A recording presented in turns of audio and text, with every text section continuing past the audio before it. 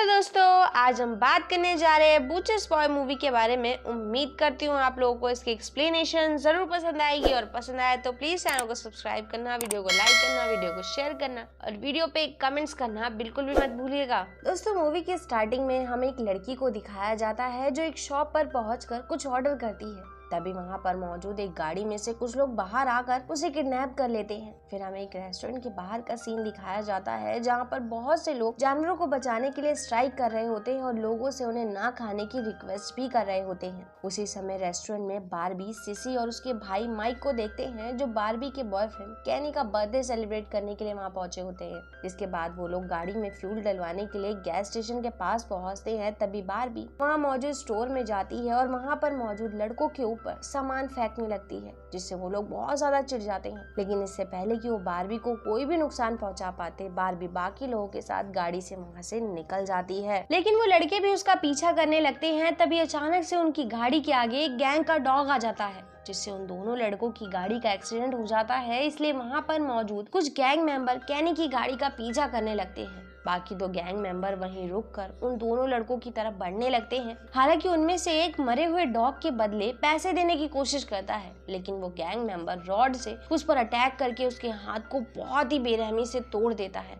ये देखकर उसका दूसरा साथी वहां से भागने की कोशिश करता है, लेकिन गैंग मेंबर उस पर भी रॉड से अटैक करके उसे वहीं पर गिरा देता है। फिर दोनों गैंग मेंबर मिलकर उसे लगातार पैरों से मारकर उसकी जान ले लेते हैं। दूसरी तरफ हम कैनी को देखते हैं जो गैंग मेंबर से बचकर भागते हुए एक सुनसान इलाके में पहुंच जाता है, जहां पर उन्हें आसपास कोई भी दिखाई नहीं दे रहा होता है। हालांकि उन्हें एहसास होता है कि गैंग मेंबर्स ने भी उनका पीछा करना बंद कर दिया है, पर इसके बावजूद माइक उन लोगों को आगे बढ़ते रहने के लिए कहता है जब तक वो लोग उस सुनसान इलाके से बाहर नहीं निकल जाते। दूसरी तरफ जब दोनों गैंग मेंबर्स लड़कों की डेड बॉडी काट कर गाड़ी की डिग्गी में डाल रहे होते हैं, तभी वहाँ पर एक ओल्ड कपल पहुँच जाता है जो उन्हें देख लेता है, लेकिन वो उन्हें डराकर वहाँ से भगा देते हैं। इधर कैनी जब आगे बढ़ता है तो वहाँ पर पहले से उनका इंतजार कर रहे गैंग मेंबर्स उनकी गाड़ी पर अटैक करके उसका एक्सीडेंट कर देते हैं, जिससे वो स्टार्ट नहीं होती। इसलिए सिसी अपने साथियों के साथ वहाँ से जान बचाकर भागने लगती है और क्योंकि गैंग मेंबर्स भी उनका पीछा कर रहे होते हैं, इसलिए कैनी बारबी के साथ सिसी और उसके भाई से अलग हो जाता है।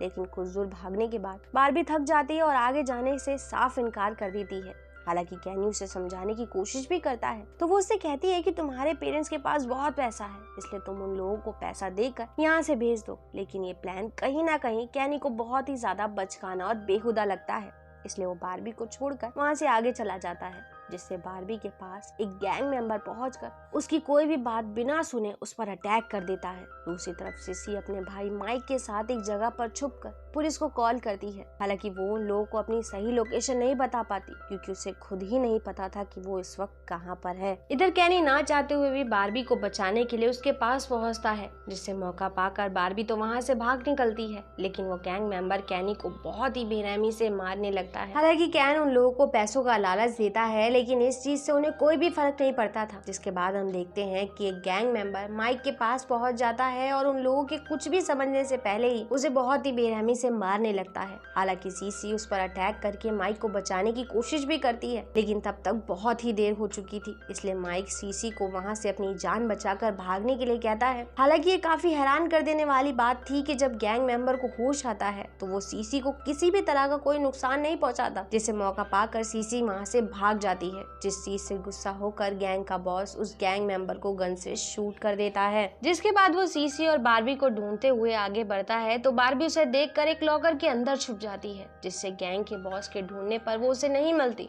इसलिए वो वहाँ से वापस चला जाता है, जिससे बारबी लॉकर से बाहर निकल आती है तो वहाँ पर उसे वही लड़का मिलता है जो उसे रेस्टोरेंट में मिला था, जिससे वो काफी खुश हो जाती है। लेकिन वो लड़का भी एक गैंग का मेंबर होता है, इसलिए वो बारबी पर अटैक करके उसे बेहोश कर देता है। जिसके बाद हम सीसी को देखते हैं जो आगे बढ़ती है तो उसे पुलिस की गाड़ी दिखाई देती है, लेकिन इससे पहले कि वो हेल्प मांग पाती पुलिस वहाँ से चली जाती है, जिससे वो बहुत ही ज्यादा दुखी होकर रोने लगती है। तभी वहाँ पर गैंग का बॉस पहुँच जाता है, जिसे देखकर सीसी वहां से भागकर एक बिल्डिंग की लिफ्ट में छुपने की कोशिश करती है, हालांकि वहाँ पर गैंग का बॉस उसे पकड़ने के लिए उसका पीछा करने लगता है, जिससे उसके हाथ में चोट लग जाती है। तो इस चीज से वो और भी ज्यादा गुस्सा हो जाता है। दूसरी तरफ हम बार्बी को देखते हैं, जिसे गैंग मेंबर्स ने पकड़ लिया होता है, और क्योंकि सबसे पहले बार्बी से वो लड़का मिला था, इसलिए उसे बार्बी को खाने का पहला मौका दिया जाता है, जिससे वो उसके गले में काट कर उसे बहुत ही बेरहमी से नोच नोच कर खाने लगता है। इस दौरान बाकी गैंग मेंबर्स भी उसे बुरी तरह से खाने लगते हैं। इस चीज से हमें पता चलता है कि वो सभी गैंग मेंबर्स कैनिबल हैं।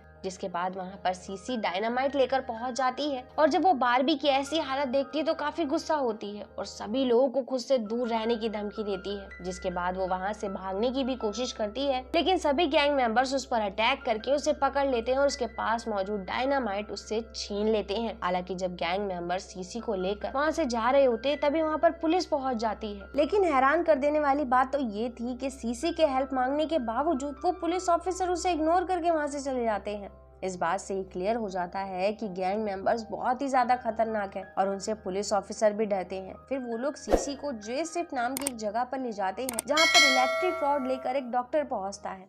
हालांकि इस दौरान वो डॉक्टर अपने साथ सिर्फ गैंग मेंबर और उस लड़के को ही अंदर ले जा रहा होता है और बाकी गैंग मेंबर्स को वहीं पर रुकने के लिए कहता है। रास्ते में सीसी देखती है कि वहाँ पर बहुत सारी लड़कियों को कैद करके रखा गया है और वो सब की सब जानवरों की तरह हेल्प के लिए चिल्ला रही हैं, लेकिन कोई भी उनकी मदद नहीं करता। जिसके बाद डॉक्टर सीसी को एक टेबल से बांध देता है और बाकी लोगों की हेल्प से उसके अंदर कुछ इंजेक्ट कर देता है। इस दौरान हम वहाँ पर एक ऐसे आदमी को देखते हैं जो कि बहुत ही ज्यादा खतरनाक और एक मॉन्स्टर की तरह दिख रहा होता है। उसे देखकर सीसी बहुत ज्यादा डर जाती है, इसलिए वो उन सभी लोगों से पूछती है कि तुम लोग कौन हो और ये सब क्या कर रही हो। तो वहाँ पर मौजूद बाकी सभी लोग उसे कहते हैं कि हमें नहीं लगता तुम्हें इस बारे में जानना चाहिए, इसलिए तुम चुप रहो और हमारी बात मानो, नहीं तो हम तुम्हें उस मॉन्स्टर को खिला देंगे जो इंसानों की हड्डियां तक नहीं छोड़ता। इस दौरान हमें पता चलता है कि ये लोग इंसानों के मीट का बिजनेस करते हैं, जिससे इन्हें बहुत ही ज्यादा मुनाफा हो रहा है। तभी वहाँ पर एक गैंग मेंबर को देखकर सीसी उसे चिढ़ाने लगती है, जिससे वो गुस्से में उस पर अटैक करने की कोशिश करता है, लेकिन सीसी उसके गले पर डॉक्टर के पास से चुराई हुई ब्लेड रख देती है और उसे जान से मारने के लिए कहती है। लेकिन जब वो देखती है कि गैंग मेंबर के बॉस इस चीज से कोई भी फर्क नहीं पड़ रहा, तो वो घबरा कर उस पर अटैक करके वहाँ पर मौजूद दो दीवारों के बीच के स्पेस से वहाँ से भागने की कोशिश करती है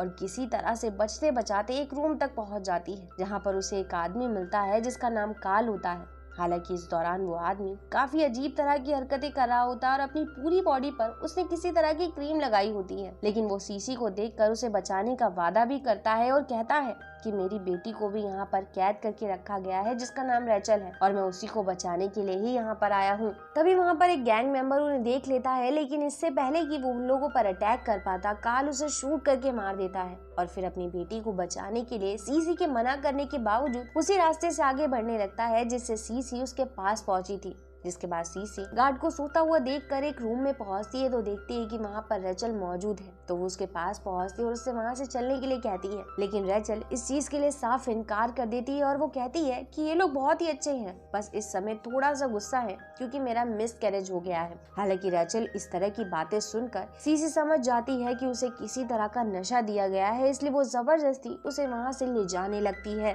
तभी सीसी और रेचल की नजर वहाँ पर मौजूद एक सीक्रेट क्लब पर पड़ती है, जहाँ पर अमीर लोग इंसानों का मीट खा रहे होते हैं। इस दौरान वहाँ पर गैंग के बॉस को देखकर रेचल खुद को कंट्रोल नहीं कर पाती और उसके पास पहुँच जाती है, क्योंकि उसे लगता है कि वो रेचल से बहुत प्यार करता है। इसलिए सीसी वहाँ से अकेले ही आगे बढ़ती है और वॉशरूम में छुप जाती है, लेकिन गैंग का मेंबर उसे वहाँ पर देख लेता है और उसका गला पकड़कर उसे नुकसान पहुँचाने की कोशिश करता है। तभी वहाँ उसका बॉस आ जाता है, जिससे उन दोनों में लड़ाई होने लगती है। इस मौके का फायदा उठाकर सीसी वहाँ से भागने की कोशिश करती है, लेकिन डॉक्टर उसे देख लेता है और उसका पीछा करने लगता है। दूसरी तरफ हम रेचल को देखते हैं, जिसे उस क्लब का ओनर चेयर से बांधकर उसके सर को काटने वाला होता है, लेकिन उसी समय उसकी नजर सीसीटीवी कैमरे पर पड़ती है, इसलिए वो सीसी के पास पहुंचता है, जिसे डॉक्टर ने किसी तरह का इंजेक्शन लगाकर बेहोश कर दिया था। नेक्स्ट सीन हमें एक कपल को दिखाया जाता है, जिसे जे स्विफ्ट की बिल्डिंग पर एक आदमी दिखाई देता है जो ड्रिंक करके वहाँ पर चढ़ा हुआ था, लेकिन कपल को लगता है कि वो सुसाइड करने वाला है, इसलिए वो लोग पुलिस को कॉल कर देते हैं। जिसके बाद हम रेचल को देखते हैं जिसे जिंदा ही डिनर टेबल के नीचे बांधकर उसके भेजे कोई डिवाइस की हेल्प से धीरे धीरे निकाल रहे होते हैं, जिससे सभी लोग उसे खा सकें। इस दौरान डिनर टेबल पर सीसी को भी बिठाया जाता है, जिसे डॉक्टर होश में लाता है तो वो उन लोगों से खुद को छोड़ने की रिक्वेस्ट करती है, लेकिन कोई भी उसकी बात सुन नहीं रहा होता है। इस दौरान वहाँ पर मौजूद सभी लोगों की हरकतों से हमें ये बात क्लियर हो जाती है कि वो सब पूरी तरह से साइको हैं। जिसके बाद वो सभी मिलकर सीसी का स्टमक टच करने लगते हैं। यहाँ पर हमें उनकी बातों से पता चलता है कि वो लोग लड़कियों को कैद करके उन्हें प्रेग्नेंट करते हैं और फिर उनके होने वाले बच्चे के मीट को बेचते हैं। इसी वजह से उन लोगों ने इतनी सारी लड़कियों को कैद करके रखा हुआ है। तभी वहाँ पर कार्ल उस लड़के को बंदी बनाकर वहाँ पर पहुँच जाता है जो पहली बार बार्बी से मिला था। फिर वो सभी गैंग मेंबर से सीसी को आजाद करने के लिए कहता है तो वो इस चीज के लिए मान भी जाते हैं। जिसके बाद सीसी वहाँ से भागने की कोशिश करती है। हालांकि कार्ल भी अपनी बेटी रेचल को आवाज लगाता है तो रेचल उसे बताती है कि अब बहुत देर हो चुकी है क्योंकि ये लोग मुझे बहुत ही बुरी तरह से घायल कर चुके हैं। तभी गैंग का बॉस कार्ल से उसकी गन छीन लेता है, जिससे बाकी गैंग मेंबर्स मौका पाकर सीसी का पीछा करने लगते हैं। इधर वो लोग कार्ल को उस मॉन्स्टर के हवाले कर देते हैं जिसे उन लोगों ने बांध कर रखा हुआ था, जिससे वो कार्ल को बहुत ही बुरी तरह से मारकर खा जाता है। दूसरी तरफ हम बिल्डिंग के बाहर का सीन देखते हैं जहां पर बिल्डिंग पर चढ़े हुए आदमी को सुसाइड से रोकने के लिए बहुत सारे लोग इकट्ठा हो जाते हैं। तभी वहां पर खिड़की से सीसी निकलकर भागने लगती है, जिससे बाकी गैंग मेंबर्स बाहर आकर वहां मौजूद सभी लोगों पर अटैक करने लगते हैं और उन्हें बहुत ही बेरहमी से मारने लगते हैं। हालांकि इस दौरान पुलिस ऑफिसर उन लोगों का सामना करने की भी कोशिश करते हैं, लेकिन गैंग मेंबर उन्हें भी मार देते हैं। तभी हम देखते हैं कि मॉन्स्टर भी बाहर आ जाता है जो लोगों पर एक एक करके हमला करने लगता है। ये सब देखकर सीसी अपनी जान बचाने के लिए भागने लगती है, लेकिन एक गैंग मेंबर उस पर पीछे से चाकू से अटैक कर देता है। तभी वहां से गुजर रहे आदमी ये देख लेते हैं और उस गैंग मेंबर को गन से शूट करके सीसी को बचा लेते हैं और उसे लेकर वहां से निकल जाते हैं, जिससे सीसी की तो जान बच जाती है। पर यहाँ पर हमें पता चलता है कि वो गैंग और उसके मेंबर पूरी तरह से पागल थे और उन्होंने कई लड़कियों की जिंदगी बर्बाद कर दी थी। और इसी के साथ ये मूवी यहाँ खत्म हो जाती है। दोस्तों, उम्मीद करती हूँ आप लोगों को इसके एक्सप्लेनेशन जरूर पसंद आई होगी, और पसंद आई हो तो प्लीज चैनल को सब्सक्राइब करना, वीडियो को लाइक करना, वीडियो को शेयर करना और वीडियो पे कमेंट्स करना बिल्कुल मत भूलेगा। And thanks for coming and watching.